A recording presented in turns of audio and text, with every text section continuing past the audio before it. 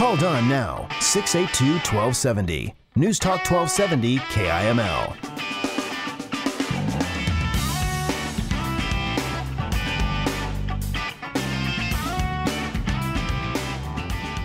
News Talk 1270 KIML.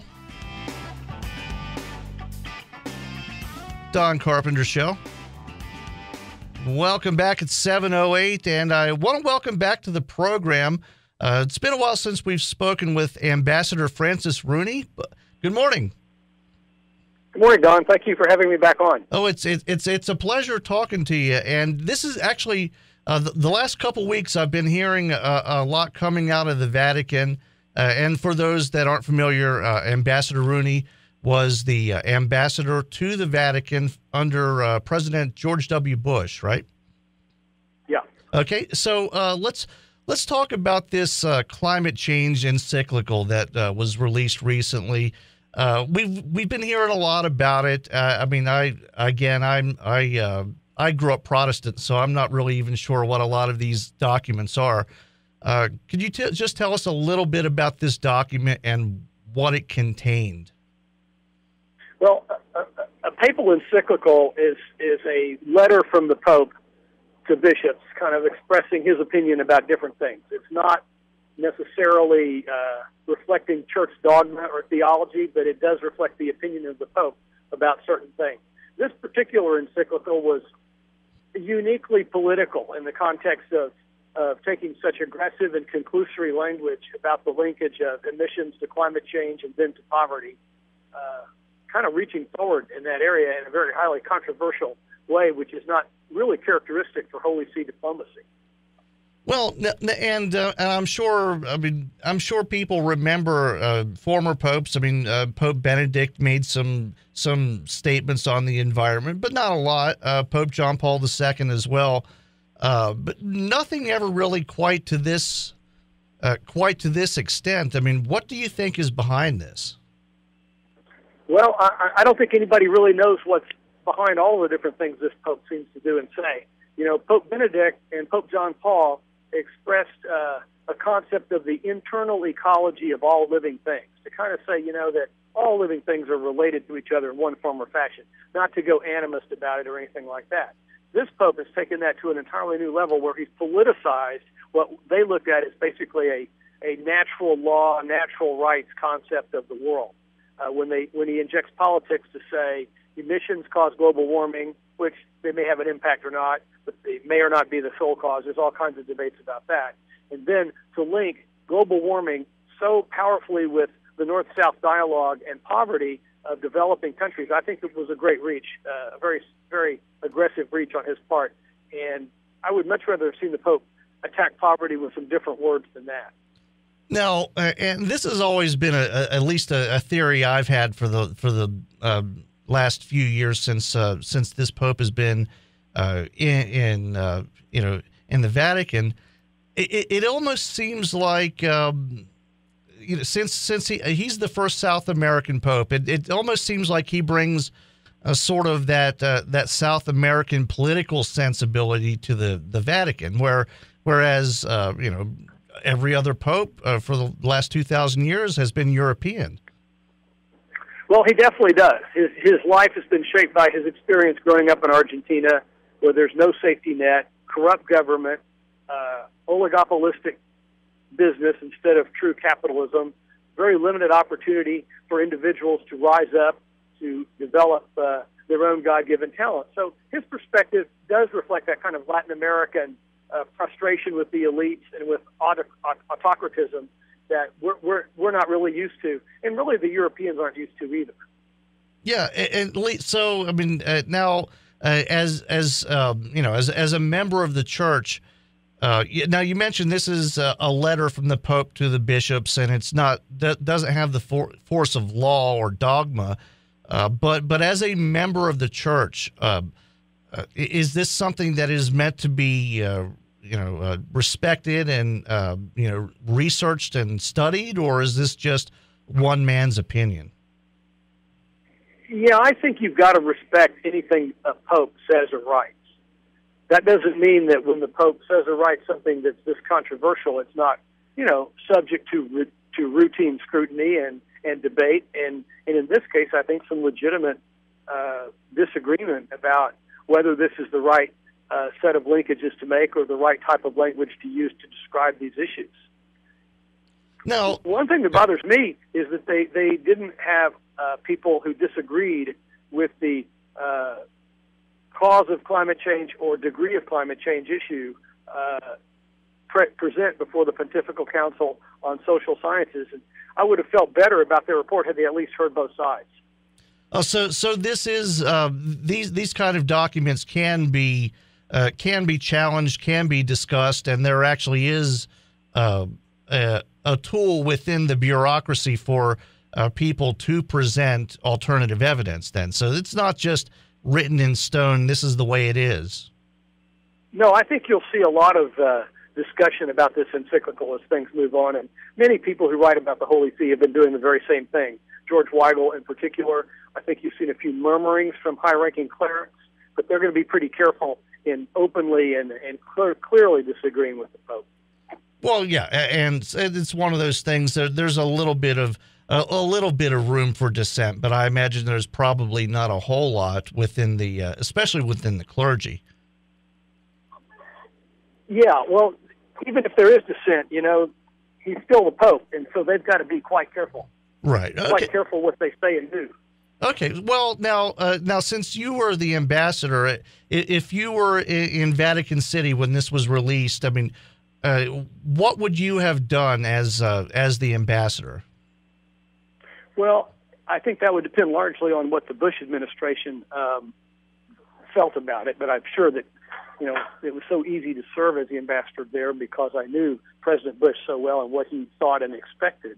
And this is a situation where he would have probably questioned the severity and conclusory tone of the language, since climate change is still subject to some discussion. The other issue is the relationship of climate change to poverty. And how do we attack poverty and poor behaviors in the developing world is a much bigger subject than just saying climate change is hurting the developing world. And I think we would have had some things to say about that. Well, and all it would take is a look at China and India and some of the other growing countries. They're coming out of poverty at record rates, but they are also releasing more of these greenhouse gases than the more developed countries. So, it's one of those things where do you want to hold down these countries and force them to adopt more costly methods? I mean, that would slow them down. It seems like they almost have the relationship backwards. Well, in a sense, they do. The one of the things the Bush administration tried to do to help the Chinese problem was to help them adopt the most current scrubber technology to clean up their emissions as well as they can, while China continues to try to make the move towards natural gas and propane and cleaner fuels. And that's one of the things that I think is important, is the role that alternate fuels can play that are less harshly emissive, like natural gas. And we have great opportunities to do that in many parts of the world. The other thing is we need to have people speak up against clear cutting of the forest in Brazil, and the way they clear cut in some of the poor countries is the most egregious environmental degradation, much worse than emissions. Now, and does the encyclical address the clear cutting at all, or is it just all big industry? No, it addresses it. It covers all forms of pollution and environmental degradation. But when you cover everything, maybe certain things don't become automatically less priority. For example, when you talk about the link of poverty, I think you've got to talk about government architecture, the kind of governments that are in place in countries in addition to maybe what kind of fuels they burn. And I would have rather seen the Pope focus on some countries like Zimbabwe. Call out Robert Mugabe, who is oxymoronically a member of the UN Human Rights Commission, is a violent, repressive dictator whose people used to be self-sufficient in food until he became president. So why don't we call him out? Why don't we talk about Nigeria and Venezuela, two countries that have wasted billions of dollars of oil resources, and they can't provide for their people any better now than they could 50 years ago? I'd rather see the Pope use his moral authority there. Now, I mean, do you think that is something that might happen down the road, or is it just is this Pope just set in his ways, and there's because I mean, he seems like at least from afar, he seems to be reasonable. I mean, is this something that could possibly happen down the road? Sure, I think it is. I think he's shown himself to be quite agile, generally quite open-minded, other than some of the conclusory language in this encyclical. And I wouldn't be surprised if he did take a little more, be more willing to criticize some of these authoritarian regimes that can't provide opportunities for their people. He's made a lifetime of doing that in Argentina, both against the Videla government back in the 80s and then against the Kirchner governments during the 2000s. Well, I mean, and there are lots of places around the world right now that religious liberties are being stomped on, and all kinds of terrible human tragedies. I think that would be at least a better use of time. But and I know you have another appointment coming up, but I just have a couple more questions for you. Sure. And on that point, Don, if I might, I sure. would say that the Pope's done a pretty good job of speaking up against radical Islamic terrorism and the persecution of Christians.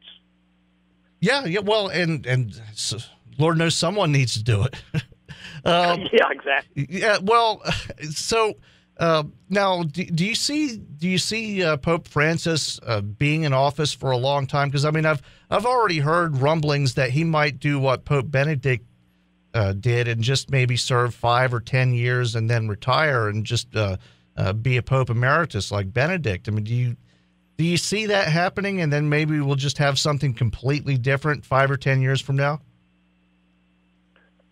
In this line of business, there are always a lot of rumors, and I've heard some of the same things, but I think the Pope seems to be in pretty good health. He seems to be enjoying his job, and I think he's got a lot of things he wants to accomplish, so I wouldn't expect it right away unless something unforeseen should happen to him. I mean, Pope Benedict started out as a pretty feeble person, and I think everybody realized that this very demanding job would take a great toll on him. I can't really tell it's taking a great toll on Pope Francis, but maybe I just don't see it. Well, he also seems like a different kind of personality. I mean, Pope Benedict was very introspective, and he wasn't as much of a public person. So I think how is he doing, by the way? I think he's doing pretty well. I'm going to get the chance to go see him in December and talk about I sent him a copy of my book. And I got a nice letter back, and I said, I'm going to be there in December to do some book promotion activities, and I'd like to come say hi. He said, come on. Well, now that's a pretty big visit, I will say. That is I imagine that's a pretty cool thing to be able to do.